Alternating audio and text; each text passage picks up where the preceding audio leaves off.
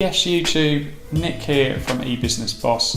Today I'm going to be giving you my best 5 private label product ideas. Stay tuned if you want 5 amazing ideas for you to launch your own brand of private label products. So whether you sell on Amazon, Shopify, any channel at all, you can use these ideas. They're current 2018, 2019, they're untapped markets in my opinion, and they're going to be relevant for the foreseeable future. So before I get into these ideas, like I say, my name's Nick, I'm from eBusiness Boss. This channel is dedicated to bringing you ideas and helping you learn about making money online. So if you're interested in learning more about making money online, I suggest you subscribe to the channel.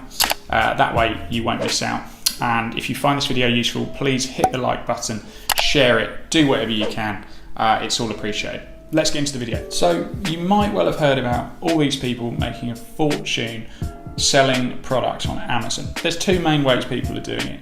There's online arbitrage, which isn't relevant to today's video, but I will talk about it in another video. And there's private label selling. So private label is what we're going to be focusing on today. And I'm going to be giving you 5 private label product ideas that you can use for you and your business. Before we jump into the 5 ideas, I just want to talk about something that I think is quite important, and that is branding. So if you're building out a line of products on Amazon or any online sales channel, you need to be building out a brand. In 2018, 2019, you need to be doing this, because if you're not, you're going to be left behind. Building a brand allows you to build up your customers' loyalty. You can put together a loyal base of customers that are eagerly awaiting your next product, but only if you put together a solid brand that people can trust. Make sure before you're jumping into any private label venture, have a think about branding, because I think it's one of the most important aspects for you to think about. So let's get into the first idea. The first idea I'm going to give you is essential oils. So essential oils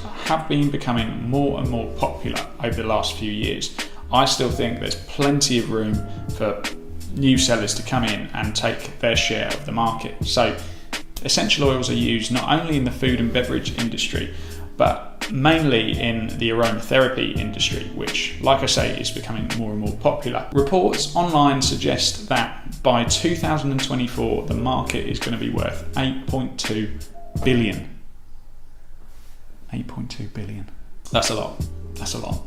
The one thing I'd be wary of with this product idea, and I really do think it's a good idea, is the compliance side of things. So if you're US based, the FBA do have fairly heavy regulations, and you need to make sure the factory that you're working with, as well as your own operations, are compliant. And that goes the same way within the European market. So yeah, over in Europe, over here, you're going to need to make sure your products are properly certificated, and the manufacturer that you're working with can also prove that they are compliant. So otherwise you can get into sort of tricky water. But the reason why I think these are especially good, although they're popular, they're not very expensive to source, essential oils, but because they're actually quite small, some of the bottles that people pay a lot for are tiny.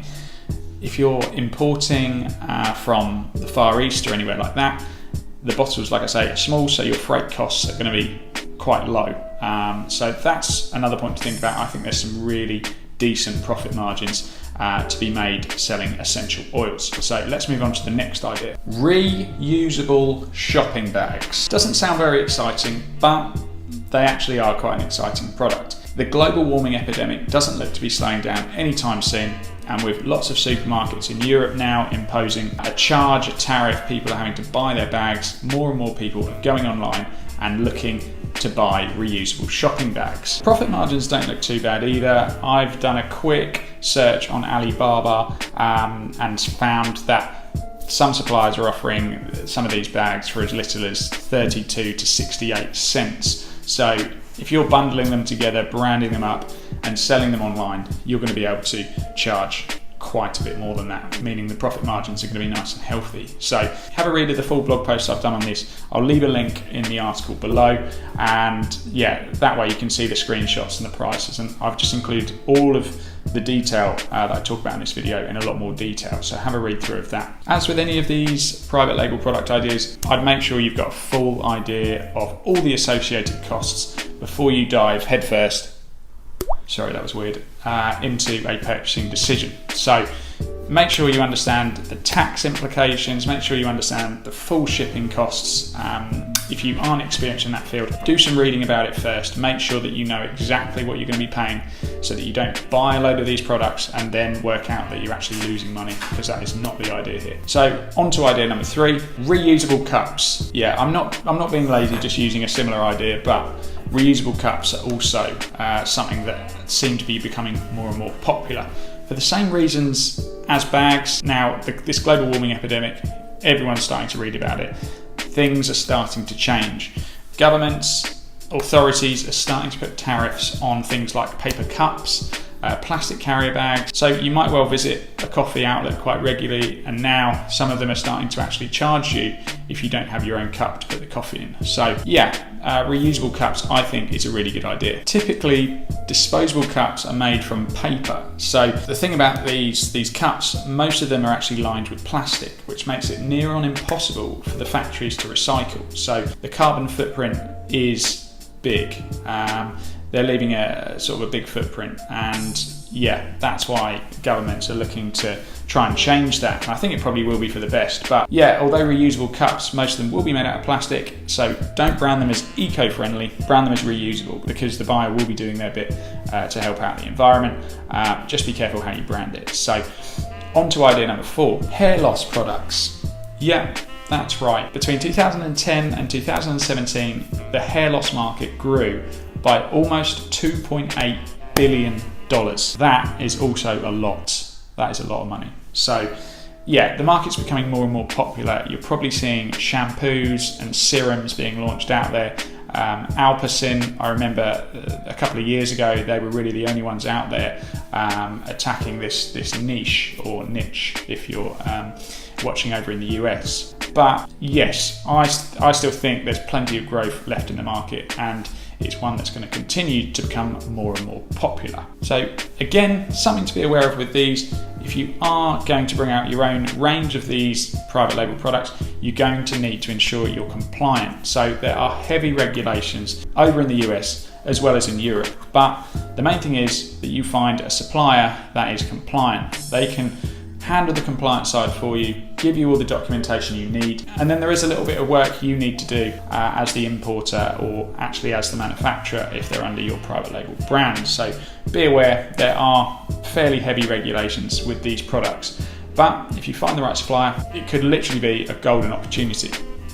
So on to idea number 5, party games. That's right, games like Cards Against Humanity, What Do You Meme, are taking over the world by storm. These games are becoming more and more popular, and a lot of the growth in the board game market was actually seen in the adult sector. Technology continues to grow at a rapid pace, and it's probably quite common, if like me, you can spend a lot of time just glued to your phone, just spending hours wasting your time. I try to make sure I put my phone away throughout the day. When I'm at work, I try not to look at it.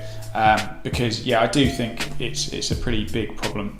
People are literally stuck looking at their phones all the time. Why is that relevant? Well, tabletop games like this, if you're getting together with a group of friends in the evening, it takes everyone away from their mobile phones. It gets everyone involved, and I just think that's a really nice outlet. As much as I think it's nice, there is also a lot of evidence to suggest that the board game market is going to continue to grow. So since 2012, the tabletop gaming industry has grown by about 40%, so there presents an opportunity for the savvy entrepreneur. So if you could build out your own party game, private label it up, build out a brand, get involved, it does take a little bit of thinking, a little bit of planning. I suppose you'd have to be that way inclined, but party games are one of my big 5 private label product ideas. So all of these private label product ideas are great, but they're only going to be really great if you actually sell the units you buy and you make a profit. That's what we all do it for. So how can you make sure that what you're going to sell is in demand? I always use Amazon to check for the demand of a product. And alongside Amazon, I use something called Jungle Scout, which is basically a tool to help you look at the levels of demand and the potential monthly units that you're going to sell and the potential monthly sales you're going to make. So I'll leave full details within the blog post. Like I said, there'll be a link to that in the description below. I'll also leave you a link to Jungle Scout, so if you want to check that out, you can use one of my links if you want. If you end up making a purchase through one of my links, I will make an affiliate commission at no extra charge to you, but just to make you aware of that. So yeah, qualify your ideas before you jump into a purchasing decision. It's really important. So I'll finish by saying branding is really important. Every single brand started somewhere. Look at Gymshark, for example. Those guys started out hand printing t-shirts themselves and selling them. Now, this year, they're looking at turning over £100 million worth of t-shirts and other related products. So it all starts somewhere. Research and planning comes first, and then persistence and execution will allow you to take it to the next level. So I hope you've enjoyed this video, guys. If you have, please hit the like button to show your support. And if you're interested in these sorts of videos and these sorts of subjects, subscribe to the eBusiness Boss channel, because we're going to be bringing you many more of these types of videos. So yeah, thanks for watching, guys. More from me again soon.